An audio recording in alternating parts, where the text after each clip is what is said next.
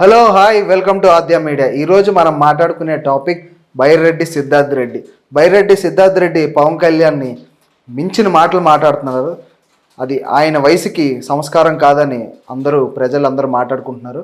దాని గురించి మనతో పాటు మాట్లాడడానికి ఇమ్మటి రాంబాబు గారు ఉన్నారు. హలో సార్, నమస్తే. నమస్తే బాబు. ఏంటి సార్ బైరెడ్డి సిద్ధార్థ్ రెడ్డి వయసుకి మించిన మాటలు మాట్లాడుతున్నారని ప్రజలందరూ అంటున్నారు, ఏపీ ప్రజలందరూ. ఏంటి సార్ దీని గురించి ఎలా చూడొచ్చు? బైరెడ్డి సిద్ధార్థ రెడ్డిని తయారు చేసుకుంటున్నారు.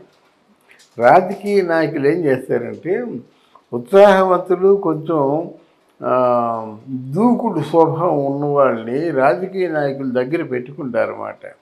వీళ్ళు ఏం చేస్తారంటే వీళ్ళు ఊరిని కొట్టిమంటే కొట్టేస్తారు, వెనక ముందు చూడకుంటారు. వాళ్ళకి ఏంటవుతుంది, లీడర్గా ఎస్టాబ్లిష్ అవ్వాలి, అది వాళ్ళకి ఉపయోగం. ఈ పార్టీ వాళ్ళకి ఏంటంటే వీడున్న సపోజ్ ఒక లీడరు, ఒక దూకుడు మనస్తత్వం గలవాడు ఉన్నాడంటే మరి ఆ ఏరియాలో ఆయనకు అడ్డుగా ఇంకెవరు ఉండరు. జనరల్గా పరిటాల రవి గారు ఉన్నారు, ఆయన్ని మించి ఎవరైనా పోటీల్లో నెగ్గారా? లేదు కదా.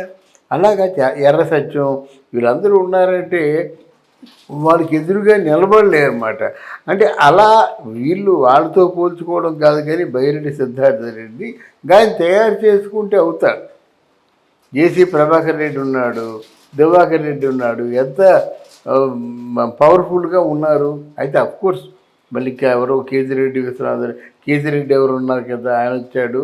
కేతిరెడ్డి అని గుడ్ మార్నింగ్ ఉదయం పూట తిరుగుతుంటాడు, ఆయన మీద కూడా కేసులు ఉన్నాయి. ఆయన ఏకంగా ఒక చెరువును కబ్జా చేశారట వైఎస్ఆర్సీపీలో ఉన్న కేతిరెడ్డి. అలా తయారు చేసుకుంటారు అన్నమాట. తయారు చేసుకొని ఆ ప్రాపర్టీలు కాపాడడానికి రౌడీయిజం, వీళ్ళు కొన్న ఆస్తుల్ని కాపాడుకోవడానికి, మిగతా వాళ్ళ ఆస్తులు కబ్జా చేయడానికి ఏదో విధంగా ఈ ప్రయత్నం చేయడం. కానీ లేకపోతే ఆయనలో బైరెడ్డి సిద్ధార్థ రెడ్డి ఏ విధంగా నాయకుడు అండి, ఏ విధంగా ప్రజాసేవ చేశాడు, ఎవరికి ఉపయోగపడ్డాడు, వాళ్ళ కుటుంబంలో ఎన్నో మనస్పర్ధలు ఉన్నాయి. వాళ్ళ కుటుంబంలోనే ఈయనకి వ్యతిరేకంగా పనిచేసేటువంటి వాళ్ళ చిన్నాన్నలు వీళ్ళందరూ నవ్వుతున్నారు అన్నమాట. అరే వాడు ఏం చేశాడు కానీ రాజకీయ నాయకుడు ప్రజా ఉద్యమాల్లో పాల్గొన్నాడా, ప్రజలకు ఏమైనా సేవ చేశాడా, ప్రజల తరఫున ఏమైనా ప్రభుత్వంతో పోరాడి ప్రజలకి మంచి చేయగలిగాడా? ఏ విధంగా ఆయన రాజకీయ నాయకుడు అవుతాడు? ఏ విధంగా ఆయన మాట్లాడినంత మాత్రంలో మాటలకి పనులకి చాలా తేడా ఉంది. మాటలు చేతలు కాదు కదా, మాటలు కోటలు దాటుతాయి. కాబట్టి అడుగు మాత్రం ముందడుగు ఒక్క అడుగు పడదన్నమాట. మాటలకి ఎన్నెన్నో మాట్లాడతాడు. అలాంటి ఒక మాటలు తెలిసిన, అలాగే మొరగడం తెలిసిన వ్యక్తి ఎవరైనా ఉన్నారంటే బైరెడ్డి సిద్ధార్థ రెడ్డి. ఇప్పుడు ఏంటి సార్ పవన్ కళ్యాణ్ వయసుకి ఆయన వయసుకి చాలా తేడా ఉంది. ప్రజలందరూ అసలు నీ వయసుకి నువ్వు మాట్లాడే మాటలు అయ్యాన్ని మాట్లాడుతున్నారు. అంతే కదా. ఇప్పుడు అంటే వయసుకి మాట్లాడే మాటలు అంటే వాళ్ళ తాలూకు గురుదేవులు ఉన్నారు కదా. ఎవరు? జగన్మోహన్ రెడ్డి గారు. ఆయన వయసు ఏంటి, మన చంద్రబాబు నాయుడు వయసు ఏంటి, ఈ ముసలాళ్ళు అంటాడు. ఈడేమో రాజకీయంగా గుంటనక్క అంటాడు, వాడిని చంపండి అంటాడు, వాడిని నరకండి అంటాడు, మోసగారు అంటాడు, నోటికి వచ్చిన మాటలు మాట్లాడతాడు. ఈయన వయసు ఏమిటి, ఆయన వయసు ఏమిటి? ఆయన కళ్ళ ముందు కానీ ఆయన కాళ్ళ ముందు కానీ నిలబడేటువంటి సాగుతీ ఈయనకు ఉందా? రాజకీయంగా ఇంటర్నేషనల్గా ప్రపంచవ్యాప్తంగా ఆయన తెలుసు. ఈ స్టేట్ దాటితే, ఆంధ్ర స్టేట్ దాటితే మిగతా స్టేట్లో నువ్వెవడో తెలియదు. దొంగచాటుకి వెళ్ళి రావడమే తప్పించి నీకు అంత పేరు ప్రఖ్యాతులు లేవు, ఏమీ లేవు. రాజకీయంగా గెలిచాననుకుంటున్నావు. నువ్వు ఏదైనా 6 కిలోమీటర్లు ఊరేళ్ళాలంటే ఒకటి బండిలో వెళ్తే ఏదైనా భయం, ఎవరేం చేస్తారని. అందుకు మొత్తం ఊరంతా క్లోజ్ చేసి పరదాలు కప్పేసి ఒంటరిగా వెళ్తావు, లేదా హెలికాప్టర్లో 6 కిలోమీటర్లు వెళ్ళి దిగుతావు అన్నమాట. అంటే ప్రభుత్వ తాలూకు ధనం కోట్లు అంటే సునాయాసంగా ఖర్చు పెడతామాట. నువ్వు ముఖ్యమంత్రిగా ఉన్నోడికి ఎవరేం చేస్తారు? జనాల మధ్యన దూరొచ్చు కదా. ఇందిరాగాంధీ, రాజీవ్ గాంధీ లాగా జనంతో మమేకం అయిపోవచ్చుగా, అవ్వలేవు నువ్వు. అదే నీ తాలూకు లోపం. మరి పాదయాత్ర చేసినప్పుడు ఒంటరిగా చేశావు కదా, ఆ రోజు నువ్వెవరికి అవసరం లేదు. ఇప్పుడు ఒంటరిగా నువ్వు బయటికి వెళ్ళావంటే నువ్వు మళ్ళీ ఇంటికి రాలేవు. అది పరిస్థితి కనుక అలాంటి ఈ రౌడీయిజము ఇవన్నీ పెట్టుకుంటే ఇట్లాంటి సమస్యలు ఏర్పడతాయండి. మీరు ఏదైనా ప్రజలకు సేవ చేయండి, ప్రజలకు మంచి చేయండి, ప్రజలకు ప్రాణాలు ఇచ్చి ఆదుకోండి, మిమ్మల్ని ప్రజలు ప్రాణాలు ఇచ్చి ఆదుకుంటారు. ఇదే మన నాయకత్వ లక్షణాలు. కానీ ఇలా నోటుకొచ్చినట్టు మాట్లాడడం మాత్రం అది నాయకత్వ లక్షణం కాదు. బైరెడ్డి సిద్ధార్థ రెడ్డికి ఏ విధంగా కూడా ఈ మాటలు, ఈ దూకుడు స్వభావం ఉపయోగపడదు. ఈ రాజకీయంలో ఇవన్నీ పనిచేస్తాయంటారా సార్? ఏమండి, రాజకీయంలో ఇవన్నీ పనిచేస్తాయంటారా? పనిచేయండి, అది పనిచేయండి. రాజకీయంలో ప్రజా సంక్షేమమే పనిచేస్తుంది. సపోజ్ ఆ ఊరిలో మురుగు బాగా పోవటం లేదండి. మీరు నాయకుడు అయిన తర్వాత, మీరు నాయకుడు అయ్యే ముందు ఏ ప్రామిసులు చేశారో ఆ ప్రామిసులు మీరు నాయకుడు అయిన తర్వాత నిలబెట్టుకుంటే మళ్ళీ నాయకుడు మీరేనండి. ఫర్ ఎగ్జాంపుల్, కొంతమంది మంచి లీడర్స్ని అబ్జర్వ్ చేశాను. వాళ్ళు ఎక్కువ వాగ్దానాలు చేయరు. అబ్బాయి ఈ ఊరికి మాత్రం డ్రైనేజీ వేయిస్తాను, ఊరిలో మాత్రం ఇంటింటికి కుళాయిలు ఇప్పిస్తాను, అది కూడా రూపాయి ట్యాక్స్తో, ₹1 కడితే చాలు కుళాయిలు వేయిస్తాను. తర్వాత ఈ ఊరిలో మాత్రం ఇంతవరకును జూనియర్ కాలేజీ లేదు, అంటే హయ్యర్ సెకండరీ స్కూల్ పెట్టిస్తాను. ఇలా ఏవైతే ప్రామిసులు చేశాడో ఒక 3-4 ప్రామిసులు చేసి ఆయన చేసినటువంటి ఆ 3-4 ప్రామిసుల్ని నిలబెట్టుకుంటే మళ్ళీ నాయకుడు అవుతారన్నమాట. అంతేగాని ఏవి నిలబెట్టవండి. డబ్బు కొంతవరకేనండి. డబ్బు అంటే ఆ రోజు డబ్బు ఎవరికైతే అవసరం ఉందో వాళ్ళు డబ్బుకు అమ్ముడిపోతారు. కానీ ఇప్పుడు ప్రజా వ్యతిరేకత బాగా పెరిగిపోయింది. ఎంత పని అయిపోయిందమ్మా, మన ఓట్లు వాళ్ళ కేసు గెలిపించాము, ఈరోజు నెత్తి నోళ్ళు కొట్టుకుంటున్నారు. అంటే బీటెక్ చదివిన వాళ్ళు, BA చదివిన వాళ్ళు, MA చదివిన వాళ్ళు ఉద్యోగంలో చేరితే ఆయనకి 5,000, అంటే వాలంటీర్లకి వాళ్ళ బతుకులు 5,000 అని ఆలోచిస్తూ నెత్తి నోరు కొట్టుకుంటున్నారు అన్నమాట. కనుక ఒకటి, రాజకీయాల్లో ఎదగాలంటే నిజాయితీని మించినటువంటి క్వాలిటీయే లేదండి. నిజాయితీ, ధైర్యం ఉండాలి. మరి ఇందిరమ్మ ఎంత ధైర్యం, రాజభరణాన్ని రద్దు చేసిందంటే ఎంత ధైర్యం వహించిందండి. బ్యాంకులు నేషనలైజేషన్, పుట్టగొడుగుల్లో బ్యాంకులు పుట్టాయి, ప్రజాధనం అంతా బ్యాంకుల్లో ఉన్నాయి, డబ్బులు దాచుకోవడం మొదలుపెట్టారు. అంత బ్యాంకుల్లో ఎవరు డబ్బు దాచుకున్నారు? ఎప్పుడైతే బ్యాంకులు నేషనలైజ్ అయ్యాయో, బ్యాంకుల్లో వడ్డీలు పెంచి జనాల్ని డబ్బు దాచుకుని అలవాటు చేశారో అప్పుడు సంపద పెరిగిందన్నమాట. ఇట్లాంటి సంస్కరణలు ఏవి చేయాలి. కానీ ఊరికే నేను వాడిని చంపేస్తాను, వాడు నన్ను చంపేస్తాడు, రక్తం ఎర్రగా పోతుంది, తెల్లగా పోతుంది, ఇట్లాంటి చచ్చు కబుర్లు ఎన్ని అనుకుంటే మాత్రం వాళ్ళు నాయకులు అవుతారండి. ప్రజా సంక్షేమం ముఖ్యం, ప్రజలకు సేవ చేయడమే ముఖ్యం. దాన్ని మించినటువంటి ఇంకేమీ లేదండి. ఆ విషయంలో మనకు శ్రీరాముడు ఆదర్శం అన్నమాట. శ్రీరాముడు రాజ్యం అంటే ఏమిటి? ప్రజలది. రాజు ఎవరికి? ప్రజలకి భరోసా ఇవ్వడానికి, ప్రజల తరఫున ధర్మకర్తగా వ్యవహరిస్తాడు. అంతేగాని రాజు అంటే ప్రజల్ని బానిసలా చూసేవాడు కాదు. ప్రభువు ప్రజల్ని ప్రభువులుగా చూసేవాడు నాయకుడు అవుతాడనమాట. ఆ నాయకుడి లక్షణాలు శ్రీరామచంద్రుల్లో ఉన్నాయి కనుక మనకి ఎప్పటికీ కూడా ఆదర్శం అన్నమాట. అది లేకుండా నాయకుడు అయిన వెంటనే లక్షల కోట్లు వెనకేసుకొని నేను నాయకుడు అంటే చరిత్ర క్షమించదు.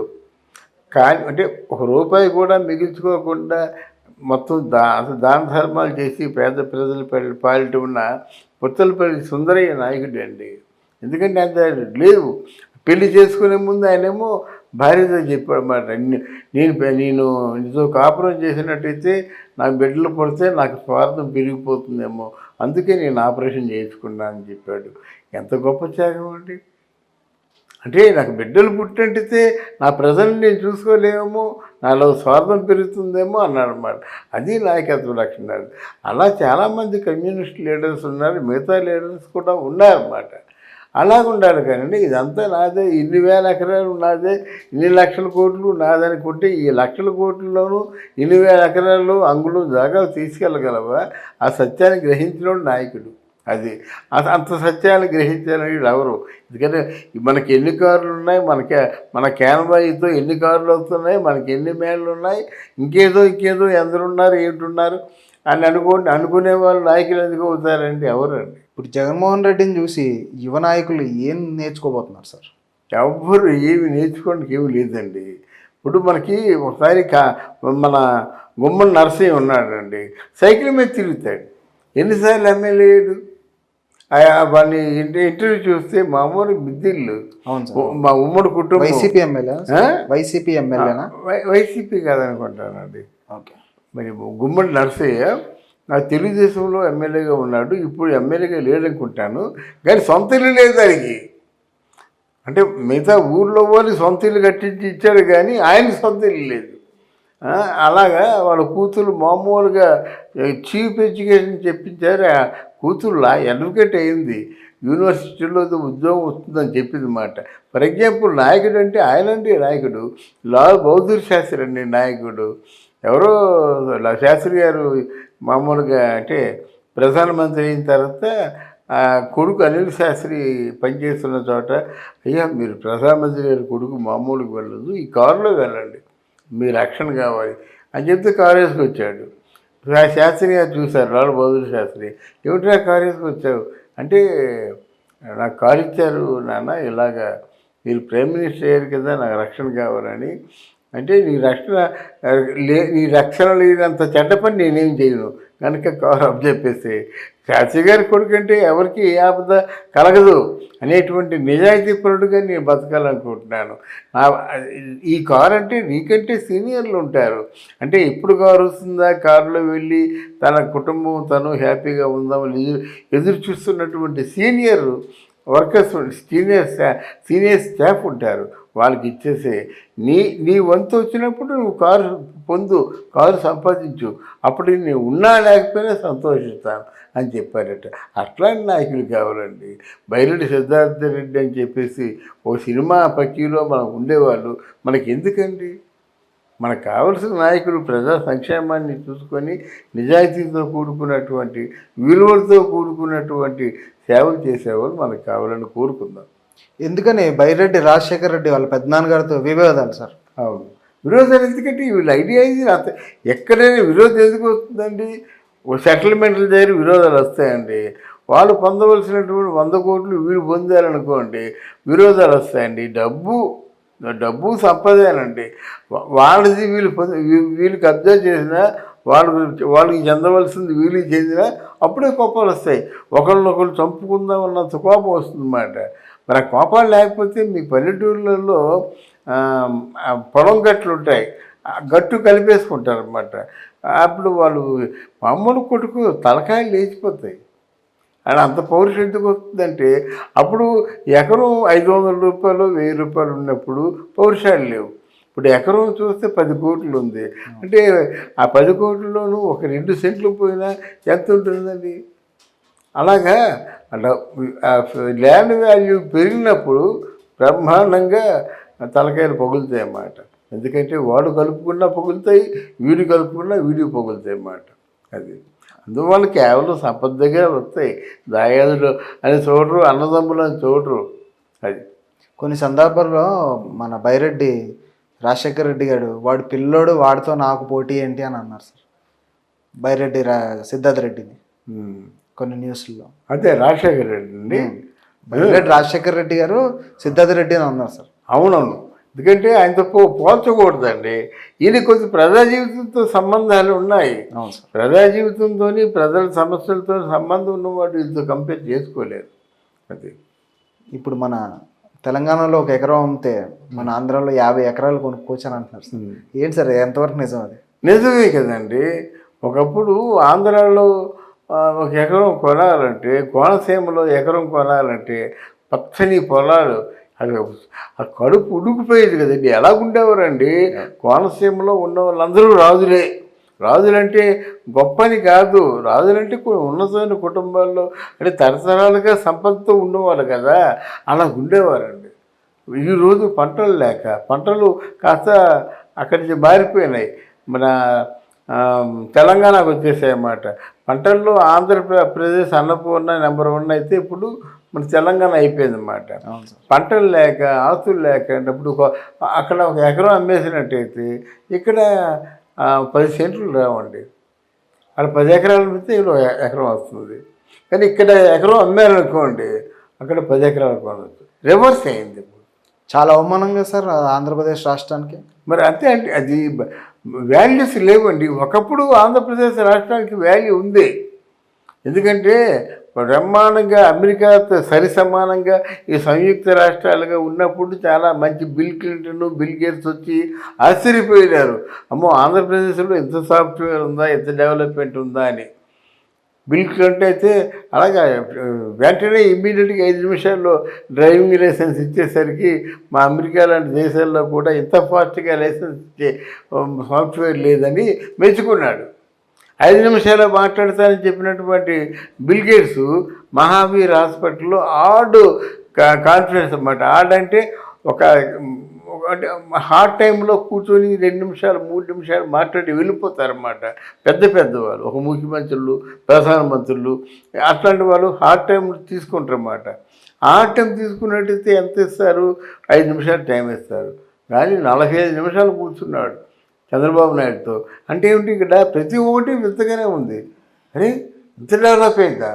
అప్పుడే కదా 500 కోట్ల రూపాయలు మన ఆశా వర్కర్స్కి ఇచ్చాడు. ఎవరు? ఎయిడ్స్కి మాట 500 crores ఇచ్చాడనమాట.